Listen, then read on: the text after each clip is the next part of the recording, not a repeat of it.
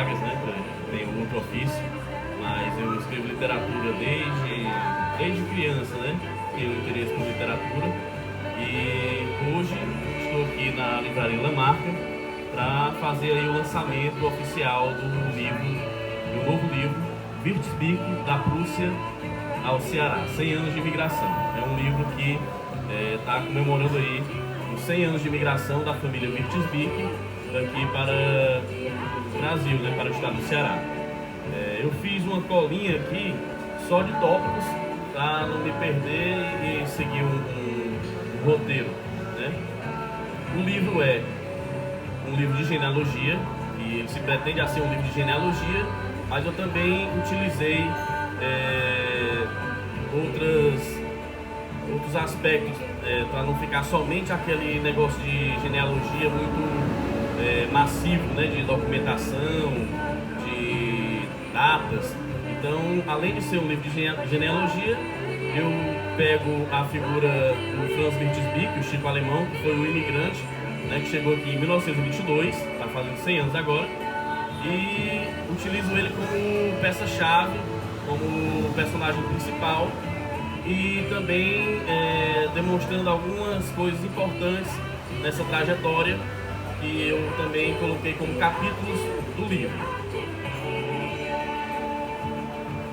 O livro, a família Wirtesbeek é uma família que surgiu na Prússia, né?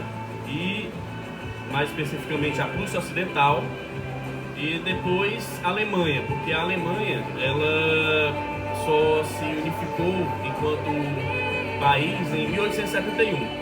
Até 1871 eram vários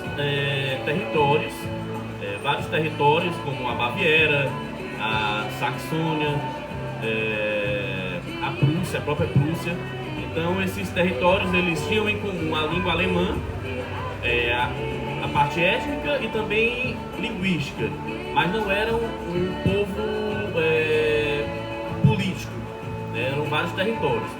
E começo falando da Prússia. A Prússia é uma região no Mar Báltico, ali na parte superior da Europa Central, que foi não colonizada, mas foi habitada inicialmente por tribos escandinavas do norte, né?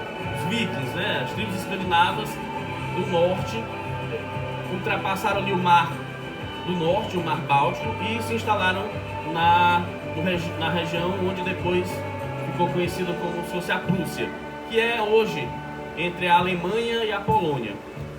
Esses povos começaram a ser agricultores e caçadores, ficaram ali muito tempo, e na época de 1300 os prussianos eles ainda eram pagãos. Eles foram os últimos povos a deixar o paganismo e se tornarem cristãos.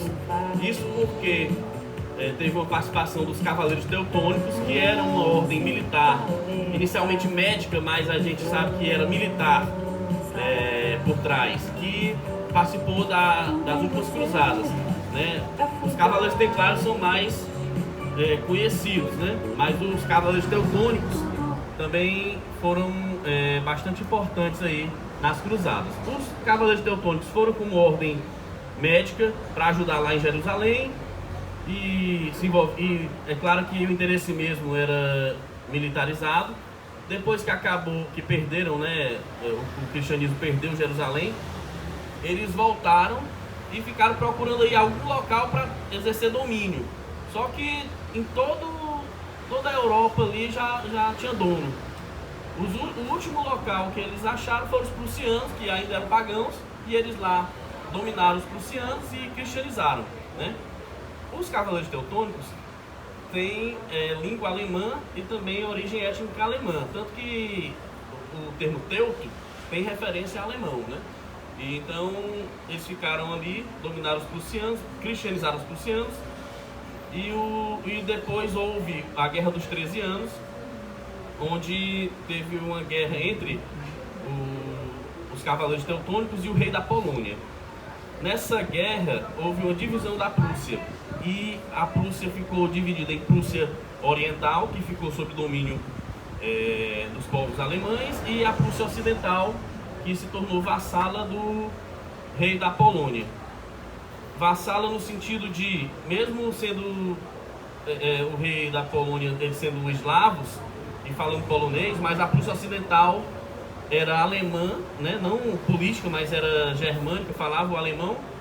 O povo era alemão, mas pagava tributo ao rei da Polônia. Então, isso durou 300 anos. A Prússia Ocidental, onde a nossa família, né, os Württemberg são oriundos, vieram de Peterswald, que é uma cidade que hoje não tem mais esse nome e também pertence à Polônia.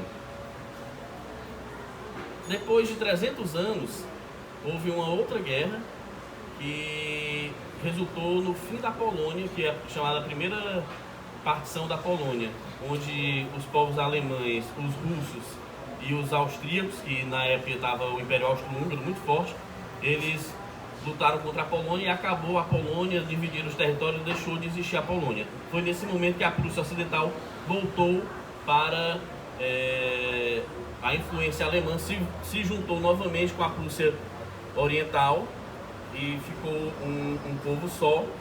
Depois houve sucessivas batalhas que acabaram culminando aí com a fundação da Alemanha em 1871. Hoje a Alemanha, e naquele momento também, teve muita influência da Prússia. A Prússia foi se militarizando, né? E começou, naquela época, os povos alemães, eles tinham como referência o Império Austro-Húngaro. A Áustria também é de povos alemães, também fala alemão, e era ela que era o líder daquela região. A Prússia foi crescendo, começou a ferir os interesses da Áustria, e na época do Otto von Bismarck, que foi o chanceler da Alemanha no Segundo Reich, ele foi chanceler da Alemanha na época do Guilherme I. Então ele desenvolveu, em cima de vários sentimentos nacionalistas, desenvolveu algumas guerras que fizeram que culminasse com o surgimento da Alemanha. A primeira foi a Guerra de 1864, que ele lutou contra a Dinamarca, porque tinham dois territórios na Dinamarca. A Dinamarca, ela é vizinha da Alemanha no norte. Tinha dois ducados na Dinamarca que eram de maioria étnica alemã, mas estavam sob o domínio do rei da Dinamarca. Então ele convocou aqueles outros povos alemães para lutar, para salvar os irmãos, né? Ganhou a Primeira Guerra. Depois, em 1866, ele lutou contra a própria Áustria, o Império Austro-Húngaro, e ganhou também. E a terceira dessas guerras foi a Guerra Franco-Prussiana, que é a mais conhecida, né, que a gente vê, onde ele lutou contra a França, que era uma grande potência, e também ganhou da França. Foi nesse momento que ele, dominando Paris, ele coroou o Guilherme I como rei, imperador de todos os povos alemães, no Palácio de Versalhes. Então, essa é a primeira parte para entender qual foi o local que a família surgiu, né? Surgiu na Prússia, e essa relação com a Alemanha. E depois que eu venho falando sobre essa família Württemberg, que também é a família Frentz, chego no personagem central, que é o Franz Württemberg, o Chico alemão. O Franz Württemberg, meu bisavô, ele nasceu em Essen, que é uma cidade à margem ali do Reno, que é um rio muito importante na Alemanha, na área onde é mais industrializada, né? Naquela área tinha muita mineração. O pai dele, que também tinha o mesmo nome, era mineiro de carvão. E o Franz Württemberg nasceu nessa região e sempre teve vontade de conhecer Nova York, né? Porque dos dois grandes fluxos migratórios da Alemanha, um foi para o Brasil, que a gente sabe que no sul do Brasil tem uma colônia alemã muito grande, como também nos Estados Unidos. E eles iam mais para os Estados Unidos, porque a viagem era mais perto, no hemisfério norte era mais perto, era mais barata também. Tanto que os Estados Unidos, se você for ver o censo dos Estados Unidos, a maioria se declara descendente de alemães. O alemão ia ser a língua oficial dos Estados Unidos, perdeu por um voto. Ali na região da Pensilvânia, tudo era de famílias alemãs, né? Então, o Franz tinha interesse de de ir para os Estados Unidos, conhecer a Estátua da Liberdade. Ele fez um curso de caldeireiro. Esse curso, ele trabalhou em um navio, na construção de um navio, e nessa viagem inaugural do navio, ele foi para Nova York, né, foi para os Estados Unidos, foi para Nova York, conheceu lá a Estátua da Liberdade, e esse navio, quando voltava para a Alemanha, ele precisava passar no Brasil, ali em Belém do Pará, tinha um porto muito grande, que é Port of Belém. Foi esse o primeiro contato que ele teve com o Brasil. Ele passou em Belém, conheceu, gostou muito, foi muito bem tratado, e na volta para a Alemanha, ele chegando lá, começou a Primeira Guerra Mundial. Começou a Primeira Guerra Mundial, ele começou ele foi para a guerra, né? Foi lutar na guerra, foi ferido na guerra, teve uma granada que explodiu e os estilhaços da granada fizeram com que ele perdesse 14 centímetros da perna direita. E ele foi dado como morto. A família, né, a minha trisavó mandou desenhar um quadro dele. Todo mundo já tinha pensado que ele tinha morrido na guerra, mas ele estava vivo em um hospital na Turquia. E depois ele reaparece em casa e casa com a minha bisavó. A Alemanha perde a Primeira Guerra, o país estava totalmente devastado depois da Primeira Guerra. Então foi esse momento que ele lembrou do Brasil, de vir para o Brasil para tentar uma nova vida. Então ele pega um navio em Hamburgo, vem para o Brasil, isso em 25 de outubro de 1922, por isso está fazendo 100 anos da imigração. Ele vem para o Brasil novamente para o Pará. Chegando lá, ele não foi tão bem recebido como da primeira vez, principalmente a Alemanha perdeu a guerra, não era da mesma forma como antes. Então ele pegou um navio ITA, que era um navio de cabotagem, e com direção ao sul do país, que era onde ele sabia que tinham as colônias germânicas. Ele pega esse ITA em direção ao sul do país, porém ele pegou malária, e por causa da malária ele não poderia continuar no navio. Então ele desembarcou aqui na Santa Casa, aqui no centro de Fortaleza, foi tratado na Santa Casa. Lá ele conheceu muitos médicos brasileiros e conseguiu se comunicar, porque naquela época, mais do que hoje, muitos livros de medicina eram em alemão, né, era a língua muito dos livros de medicina, então ele conseguiu se comunicar. Ele fez amizade, pediu para ser feita uma placa escrito 3 frases: sou alemão, sou caldeireiro, preciso trabalhar.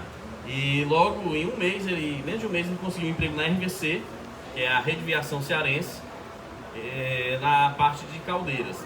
Ele cresceu bastante dentro da empresa, porque o conhecimento técnico que ele tinha, mesmo sendo curso técnico naquela época de caldeireiro, mas o conhecimento técnico que ele tinha era superior até do que o conhecimento dos engenheiros daqui.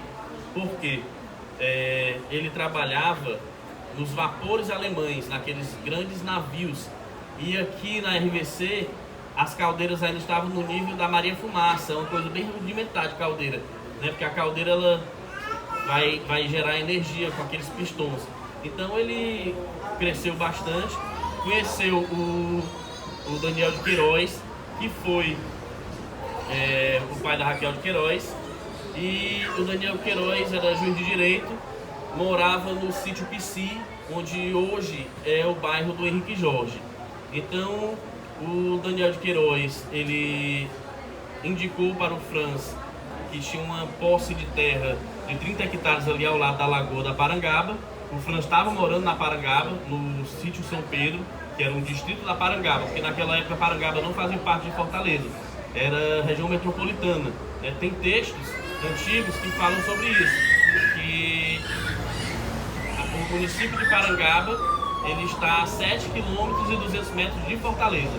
A João Pessoa, que é onde a gente está aqui, a João Pessoa, naquela época o nome era Estrada para Parangaba, ela ligava os dois municípios, né? E naquela época o meu bisavô, Franz Lichtbick, morava na Parangaba, ficou sabendo dessa posse de terra do outro lado, que tinha só uma casinha e era uma posse de 30 hectares, e decidiu assumir a hipoteca, estava na hipoteca, como hoje acontece quando você dá um bem de garantia para o banco, né? Se você não pagar, ele vai para a hipoteca e alguém pode comprar. Hoje está na época do leilão online, né? Mas naquela época já existia hipoteca. Então ele assumiu a hipoteca da família Cabral e começou, aí foi morar com a família e começou a criar, fazer agricultura de subsistência, mas também começou a criar gado leiteiro. Ele comprava o gado do reverendo Natanael Cortez, que era um pastor da presbiteriana. Ele comprava o gado lá e começou a criar dentro desse sítio. E vendia o leite, né, a produção dele, ele vendia, a produção familiar, ele vendia nas estações do trem, porque ele trabalhava no trem e ele já vinha lá aqui do centro, parando nas mesmas estações do metrô, né, hoje VLT, até a Parangaba. Isso foi um dos relacionamentos que ele teve com a família da Raquel de Queiroz. Esse relacionamento de vizinhos foi se estreitando, tanto que a Raquel de Queiroz ela chamou o Franz para ser o padrinho de casamento dela, né? Chamou o Franz para ser o padrinho de casamento dela, e isso ela fala no livro dela Tantos Anos, que é um livro de memórias que ela escreveu com a sua irmã Maria Luísa de Salek. E também quando ela foi escrever o romance Memorial de Maria Moura, ela utiliza o Franz como personagem do livro dela. Ela mistura elementos factuais e ficcionais e cria uma situação no sertão da Bahia, de uma fazenda das bruxas, onde todos ali eram descendentes de uma pessoa em comum, que na verdade no final desse capítulo percebe que não era bruxa, era Prússia, né? Fazenda Prússia, do Franz Wirtz-Bicke. Então é bem interessante essa parte também.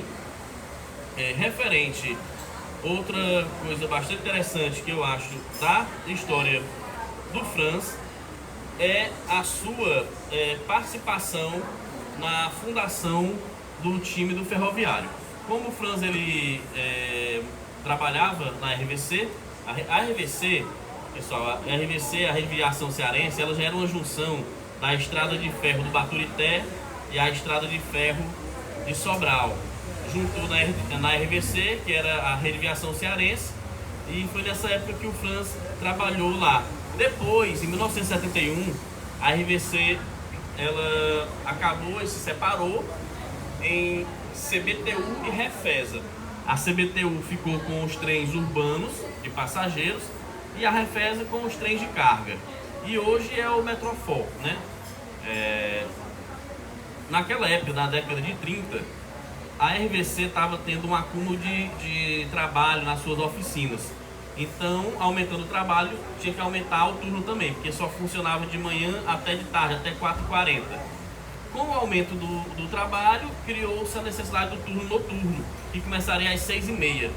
Aqueles funcionários que moravam mais distante, moravam no quilômetro 8, na Nova Soura, que era Calcaia, Barro Vermelho, que hoje é o Antônio Bezerra, aqueles operários não tinham tempo de ir e voltar. Então eles decidiram ficar jogando futebol. Eles pegaram uma parte lá de um mato, capinaram esse mato e eles criaram dois times de futebol que iam jogar um contra o outro. Mata Pasto e Jurubeba foi o nome dos dois times de futebol que eles nomearam, em homenagem ao tipo de mato que eles capinaram. E foram na oficina onde o meu bisavô trabalhava, na oficina da RVC, e ele soldou as primeiras traves do ferroviário. Então, a participação dele na década de 30, junto com o Valdemar Caracas, que foi o grande idealizador da fundação do time do ferroviário, a participação dele foi soldar as primeiras traves do ferroviário. E nessa época eram os dois times, Mata Pasto e Jurubeba. Os funcionários começaram a jogar entre si e depois se unificaram em um time só do ferroviário para jogar com outras empresas, indústrias que tinham ali naquela região da Avenida Francisco Sá, que era o distrito industrial de Fortaleza, né? Todas as indústrias se localizavam ali, tanto que hoje ainda tem muito resquício das indústrias ali da Francisco Sá. Então, outro aspecto importante que eu venho retratar no livro é sobre a participação do Franz Wirtz-Bicke na fundação do time do ferroviário. Outra coisa também muito importante dentro aí do cenário da história de Fortaleza foi a contribuição dele aí no começo da produção do pão de forma em Fortaleza. Por quê? O pão de forma, ele não era utilizado aqui em Fortaleza. E ali na Parangaba, quando ele morava na Parangaba, existia um padeiro da família, era o José Pedra, da família Pedra, que foi uma das primeiras famílias assim, que se profissionalizaram aí na panificação. Então, o nosso costume até hoje, o grande costume aqui do cearense é comer o pãozinho francês, que é feito de outra forma. E enquanto que na Alemanha, o pão das Brot, ele é um pão feito numa peça única grande, que depois ele é fatiado. Então, como o meu bisavô só gostava de comer pão desse formato, que é o pão alemão, ele fazia com que o José Pedra fizesse o pão de forma só para ele, porque ele fazia e ninguém comprava. Então, mas todo dia de manhã tinha aquele pão ali já feito, que era para o Franz levar. Então isso acabou se popularizando, porque o pessoal, os clientes da padaria começavam a ver o que é isso, eu queria conhecer, e foi se popularizando ali na região da Parangaba também, na parte da culinária aí, comer o pão de forma. Deixa eu ver aqui mais alguma coisa que eu acho importante falar. Eu anotei uns tópicos. Pessoal, a cereja do bolo, né, é justamente a fundação do bairro do Jockey Club, né? Tanto que no livro, não, antes disso eu vou falar sobre outra coisa que eu falei, que eu fiz e vale muito para mim. Durante toda essa pesquisa de documentação, eu acabei juntando documentos e comecei também a dar entrada em um processo de verificação de nacionalidade e consegui a nacionalidade alemã para mim inicialmente, depois para os meus filhos, e hoje eu tenho a dupla nacionalidade e eles também. E isso favoreceu com que eu também escrevo um blog de genealogia e as pessoas começaram a me procurar e eu comecei também a fazer relatórios genealógicos para outras pessoas. Então hoje eu tenho também esse ofício à parte, né? Hoje mesmo eu mandei 3 processos para a Alemanha direto. Então eu faço trabalhos de genealogia que resultam em relatórios para obtenção de nacionalidade europeia, alemã e portuguesa muito, né? Português é o que sai mais. Fora isso, a fundação do bairro do Jockey Club. Por quê? Todo aquele bairro do Jockey Club hoje, onde eu moro, ele era o sítio Blukauf, que é o sítio que o Franz comprou em 1930, que tem o nome Blukauf em homenagem a uma frase que os alemães, os mineradores falavam um para o outro, que era feliz regresso, porque às vezes eles desciam naquelas galerias e não voltavam, né? A dinamite, às vezes uma galeria matava todo mundo, então era uma frase que eles falavam pro outro, feliz regresso. E ele colocou esse nome lá no sítio dele, ali no Jockey Club. Todo o bairro do Jockey Club hoje são partes oriundas desse sítio original. Então, em 1945, o Jockey Club ele foi desapropriado de uma parte do terreno. Existia aqui em Fortaleza já corrida de cavalo no Campo do Prado, que é aqui entre o Instituto, a antiga Escola Técnica, mas Instituto Federal, e o PV, que é o Presidente Vargas, ali tinha o Campo do Prado. E lá acontecia jogo de futebol e também corrida de cavalo, não tinha gramado, era tudo na areia. E naquela época, de 1940 e pouco, a diversão da aristocracia de Fortaleza eram as corridas de cavalo. Então havia uma necessidade de fazer um moderno hipódromo e eles estavam querendo uma região para fazer esse jockey. A região foi justamente no Jockey Club, porque também favoreceu o fato da Alemanha entrar na guerra em 29 de agosto de 42 o Brasil entrar na guerra contra a Alemanha em 29 de agosto de 42. O Franz era alemão e era proprietário da terra ali. Os norte-americanos estavam cheios aqui em Fortaleza, tudo ali na base do PC, tanto que fizeram a Avenida Carneiro de Mendonça ligando e fizeram aquele bar-avião ligando justamente o bar-avião com o PC. Os norte-americanos sempre ali ao lado do pessoal da aeronáutica, começaram a cobiçar o terreno dele. E acabaram que foi desapropriado parte do terreno. Esse terreno deu início ao Jockey Club, né? Foi o primeiro equipamento da região. Depois, a minha bisavó vendeu o terreno do estádio Alcides Santos para o Fortaleza. Depois, o doutor Suliano comprou a casa da família e fez a sua primeira clínica psiquiátrica. Foi crescendo e depois ele alienou parte do terreno, vendeu a casa para a construtora Mota Machado. A construtora Mota Machado, em 1984, ela construiu aqueles prédios de apartamento residencial Jockey. E do lado que o doutor Suliano fez o hospital, quando ele fechou o hospital, hoje é a Estácio FIC, que é a universidade. No local onde tem o Jockey, que tinha o Jockey Club, depois foi dividido. Uma parte virou o Hospital da Mulher, outra parte virou o Norte Shopping Jockey, e a parte de trás os apartamentos da Diagonal Engenharia, e hoje também tem um supermercado Guará. E na área de lá da Avenida Linão Machado, eles fizeram um loteamento, e esse loteamento intitulado de Ademar de Barros. Esse loteamento foi como começou o adensamento daquela região. As pessoas começaram a comprar os lotes, e lá era distante, já comprava o lote, ia fazer a casa, e foi assim que foi povoando. E hoje, sem sombra de dúvidas, o Franz Lutzvig é reconhecido como fundador do bairro do Jockey Club. Gostaria de agradecer a todos que escutaram aí essa pequena explicação sobre o livro, e também informar a todos que estão aqui presentes, e também aos que eu vou falar posteriormente, que a gente está gravando, que aqui na Livraria Lamarca existem exemplares à venda.